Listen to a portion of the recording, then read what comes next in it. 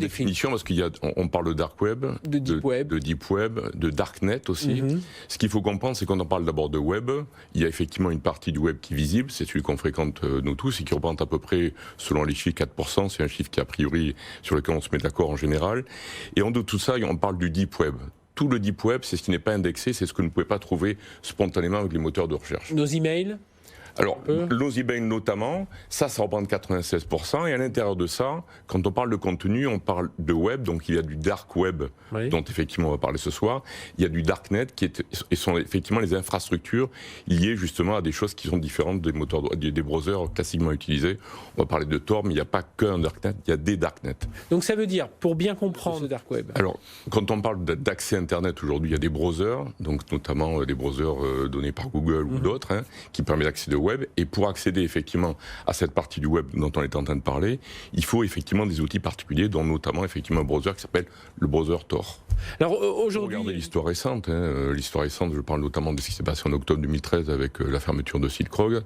Il y a eu des sites échos qui sont créés sur de nombreux mois. Ce qui est certain, c'est que probablement que le site qui va être fermé là va être pris en relais par d'autres sites qui vont faire le même métier entre guillemets. Mais ce qui est certain aujourd'hui, c'est que le temps que la plateforme technique, que le réseau se mette en œuvre, parce qu'il y a quand même souvent de nombreux administrateurs,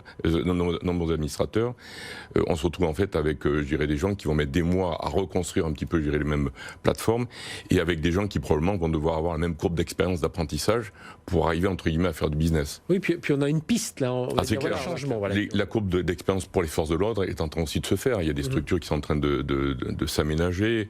Je dirais que jusqu'à ces dernières années, on était un petit peu justement sur des initiatives qui étaient un petit peu artisanales, et chacun essayait de trouver le mode d'emploi pour pouvoir avoir des méthodologies qui soient performantes. On voyait pas trop on le voyait moins comme une menace, comme on peut le voir dans le monde physique, on va dire peut-être. Et puis encore une fois, quand on lit aujourd'hui ce qui s'est dépassé sur les histoires d'enquête récentes, il y avait de nombreux services qui n'étaient pas forcément coordonnés. Vous parliez effectivement de la coordination internationale. Il s'avère aujourd'hui que maintenant il y a des tuyaux qui existent et qui permettent automatiquement de pouvoir communiquer des informations. On sait aujourd'hui qu'en l'espèce, notamment sur les sites pédopornographiques, que la rapidité d'action fait partie effectivement de la capacité à pouvoir justement intégrer et désintégrer plus directement, non pas uniquement la structure technique, mais aussi l'intégralité des gens qui gravitent autour de ça, à la fois les administrateurs, mais aussi les clients. Ça, parfois, c'est sûr que socialement, c'est des gens qui sont, entre guillemets, pas comme nous. Très clairement, ils sont d'abord méfiants, ils sont compétents techniquement dans des proportions qu'on n'imagine même pas, et surtout, je dirais qu'ils ont un culte du secret, un culte du respect de procédures, de telle manière à pouvoir sauvegarder, parce que les réseaux aujourd'hui, dont on parle du darknet, ne suffisent pas eux-mêmes. Je veux dire par là que le fait simplement de pouvoir connaître, entre guillemets, techniquement le réseau, ne suffit pas à assurer la protection justement de ces dispositifs-là. Il faut effectivement mettre en place un certain nombre de dispositifs, et dont notamment des systèmes qui permettent de pouvoir alerter tout le monde si effectivement il n'y a pas de mise à jour dans les quelques jours qui suivent, par exemple, une arrestation. C'est un faux message d'alerte, entre guillemets, pour pouvoir dire attention, il y a quelque chose qui se passe. Dans les dernières expériences qui ont été démontrées, il s'est écoulé de nombreux mois entre le moment où les forces de police étaient capables d'identifier le noyau dont ils savaient effectivement que c'était les administrateurs principaux, et ils laissaient passer du temps parce que grâce à ça, ça leur permettait de descendre à la ramification la plus profonde, justement, à la fois des utilisateurs, des vendeurs et des consommateurs. Oui, comme dans toutes les enquêtes où il faut black hat, grey hat. Oui, alors c'est une dénomination qui existe depuis quelques mois maintenant, qui permet de pouvoir justement situer un petit peu de quoi est-ce qu'on parle. Black hat, classiquement, ce sont ceux qui ont les compétences de hacking et qui sont mal intentionnés. Donc, on vient d'en parler, ils sévissent principalement sur le blacknet.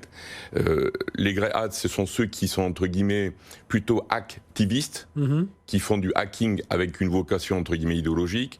Alors, c'est là où un petit peu la frontière est un peu floue, parce que quelquefois, ils sont un petit peu... Les idéologies ont tendance à migrer, bien évidemment. Nucléaire, voilà, ça peut... Ils cherchent, entre guillemets, à trouver des failles, notamment dans les grandes entreprises, qui pourraient démontrer effectivement que les data ne sont notamment pas suffisamment protégées. Et puis les white hats, c'est ceux auxquels on forme aujourd'hui au WebTech Institute, c'est-à-dire des gens qui sont capables de comprendre un petit peu les outils d'attaque dont les entreprises dans lesquelles ils vont pouvoir travailler vont peut-être subir, de telle manière à pouvoir justement se prémunir contre tout ça. Donc ils sont, eux, plutôt des consultants rémunérés justement pour faire en sorte de pouvoir pallier ce type d'attaque. On revient à un mot, juste que le dark web n'est pas forcément une mauvaise chose. Oui, alors très clairement, ce n'est qu'un outil. Je veux dire par là qu'aujourd'hui, la capacité qu'on a à pouvoir faire en sorte de faire des transactions qui sont anonymes, je pense souvent à l'allégorie qui est citée dans les articles ces derniers temps, c'est pas parce qu'on met des rideaux à ses fenêtres qu'on a besoin systématiquement, qu'on doit cacher quelque chose. Oui.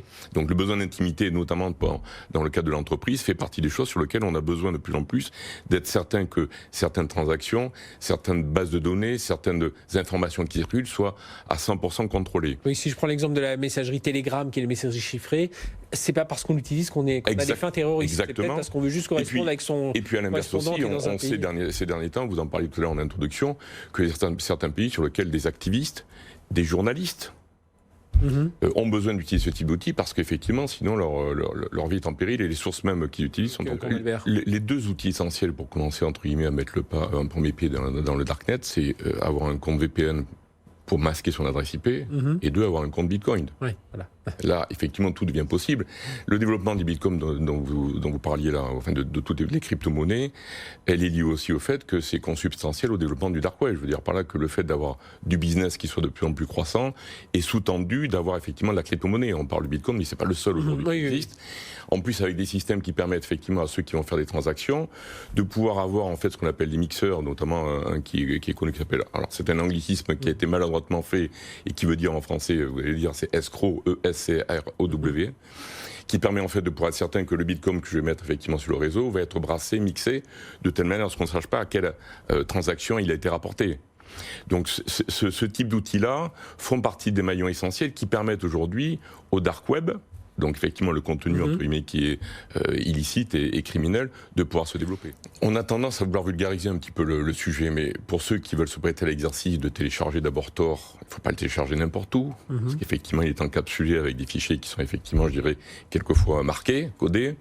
Une fois qu'on a utilisé Tor, qu'on a installé sur son Mac ou sur son PC, c'est pas le début de l'histoire, c'est juste le premier maillon du premier pas. Parce qu'on ne va pas, je dirais, comme on peut l'avoir avec Google, une page qui d'un seul coup l'intégralité justement des... C'est quelque chose qui nécessite de l'apprentissage et qui nécessite aujourd'hui de comprendre que toutes les instances internationales dont on parlait jusqu'à présent sont des instances qui ont maintenant appris à mettre des marqueurs un petit peu à tous les échelons potentiels. La courbe d'expérience que j'évoquais tout à l'heure permet de démontrer effectivement que même avec Tor, on arrive en fait à détecter sur des nœuds des adresses IP qui pourtant étaient initialement, je dirais, codées, et Tor était réputé pour ça. Donc ça veut dire aujourd'hui que c'est un petit peu la lutte éternelle entre le bouclier et puis le glaive, c'est-à-dire qu'au fur et à mesure qu'on arrive à se défendre, il y a des choses qui sont des armes de détection qui sont de plus en plus élaborées, et cette lutte qu'on évoquait tout à l'heure sur le renouvellement successif de tout un tas de sites, une fois qu'ils sont fermés, se fait aussi avec un accroissement de la technologie et de